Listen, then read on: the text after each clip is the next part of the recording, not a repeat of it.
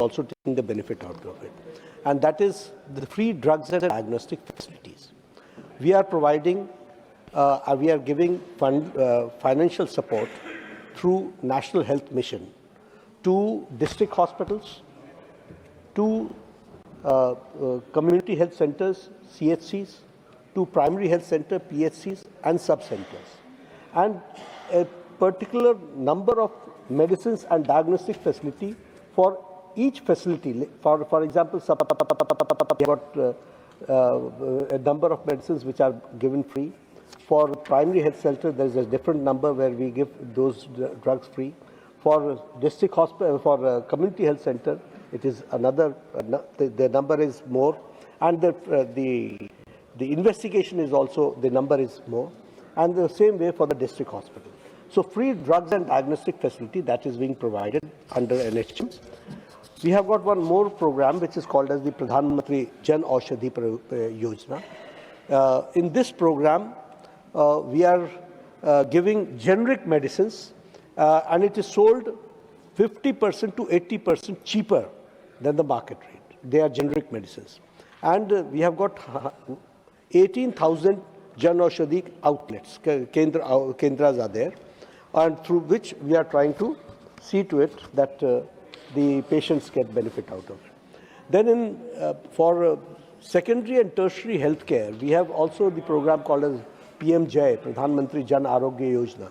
In that also, during the hospitalization, free facilities, cashless treatment is given to them, and free drugs and diagnostic facilities are also given to them. We have got one more program which is called as Amrit, Affordable Medicine and Reliable Implant Treatment, Amrit. In this early childhood branded medicines, we sell 50% less than the market rate. That is how we are trying to see to it. And then as I said, that free drugs and diagnostic facilities are being provided to the various facilities of the country, the government facilities of the country. I would like to share with you here that the out-of-pocket expenditure in the last 10 years has reduced from 62.6% to 39.4%. So you can understand that how we have tried to see to it that a common man is benefited out of it. And so we are, it is now from 62.6%, it has come down to 39.4%. Fifth supplementary, Srimati Sulada Dev ji. Thank you chairman sir, मैं आपके माध्यम से माननीय मंत्री जी से एक जानना चाहती हूँ कि कैंसर जैसी बीमारी, जब कैंसर होती है, सबको पता है कि घर, ज़मीन, जायदाद सब बिक जाता है, बहुत ही कॉस्टली होता है। और अभी प्रधानमंत्री जन औषधि केंद्र की बात कर रहे थे मंत्री महोदय, मैं उनको धन्यवाद देना चाहती हूँ। ये बात भी सही है, गांव में आजकल कुछ प्रधानमंत्री जन औषधि केंद्र के वजह से जो मेडिसिन है वो कम रेट में मिल रहा है, मगर वो जन औषधि केंद्र में सारे मेडिसिन जो लाइफ सेविंग ड्रग्स है, जो कॉस्टली ड्रग्स है, वो नहीं मिल रहा है। मेरा ये अनुरोध है, मैं ये माननीय मंत्री को बोलना भी चाहती हूँ, वो पूछना भी चाहती हूँ, क्या सरकार का कोई ऐसा प्रोविज़न है कि जैसे जनऔषधि केंद्र में जो लाइफ सेविंग ड्रग्स है, कैंसर जैसे बहुत कॉस्टली दवा है, वो अवेलेबल कर सकते हैं? कि इससे क्या होगा ना, गरीब से गरीब लोग भी वो जनऔषधि केंद्र का सुविधा ये करेंगे और कैंसर जैसे पेशेंट जिनका सब कुछ बिक जाता है वो बच जाएंगे। मैं इतना जानना चाहती हूँ, वो प्रपोजल है क्या? अगर नहीं है तो ऐड कर सकते हैं क्या? Thank you so much sir. Honourable minister. वैसे तो जन औषधि केंद्र में हम हर एक तरीके की मेडिसिन रखने का प्रयास करते हैं और वो पेशेंट को मिल सके इसका प्रयास होता है, लेकिन कोई ऐसा मेडिसिन होगा जो उनको लगता है वो मुझे बता दें, मैं ज़रूर उसको देखूंगा। I will try to see to it. Now question number 36 Shrimati Darshana Singh ji. सभापति महोदय, क्वेश्चन नंबर 36। Honourable minister. अब पटल पर रख दिया। फर्स्ट सप्लीमेंट्री श्रीमती दर्शना सिंह जी। धन्यवाद सभापति महोदय। मैं आपके माध्यम से माननीय मंत्री जी से जानना चाहती हूँ कि केंद्र सरकार राज्यों के साथ मिलकर ब्लॉक स्तर पर मोबाइल रिहैबिलिटेशन वैन शुरू करने की क्या कोई पायलट परियोजना पर काम कर रही है?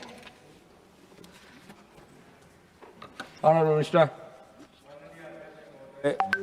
हमारे स्वास्थ्य विभाग के माध्यम से और राज्य सरकार के माध्यम से भी बहुत सारी जगह पर ये मोबाइल पायलट वैन जो होते हैं, मोबाइल वैन जो होती है कि उसकी सुविधा बहुत सारी जगह पे दी है। अगर माननीय सांसद कोई विशिष्ट जगह के लिए अगर बोल रहे हैं तो वो उन्होंने वैसा बताया। सेकंड सप्लीमेंट्री श्रीमती दर्शना सिंह जी। धन्यवाद सभापति महोदय। मैं माननीय मंत्री जी से जानना चाहती हूं कि क्या आशा बहनों और स्थानीय महिला स्वास्थ्य कर्मियों को सरल फिजियोथेरेपी अभ्यास सिखाकर मरीजों की घर पर मदद करने की कोई योजना है? Honorable Minister. माननीय सभापति जी, स्ट्रोक के देखभाल के लिए यहाँ पर जो भी योजनाएं की राष्ट्रीय स्ट्रोक दिशा निर्देश के सभी स्ट्रोक रोगियों के लिए एक प्रारंभिक मूल्यांकन और नियमित फिजियोथेरेपी की अनिवार्य करते हैं।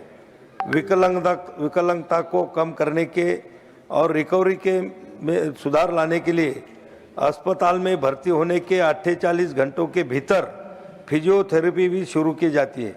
सप्ताह में कम से कम 5 दिन और न्यूनतम 45 मिनट की पर्यवेक्षित फिजियोथेरेपी संबंधी सलाह दी जाती है और रोगियों और देखभाल करने वालों को अस्पताल से छुट्टी के बाद घर पर फिजियोथेरेपी और देखभाल जारी करने के लिए उनको प्रशिक्षित भी किया जाता है।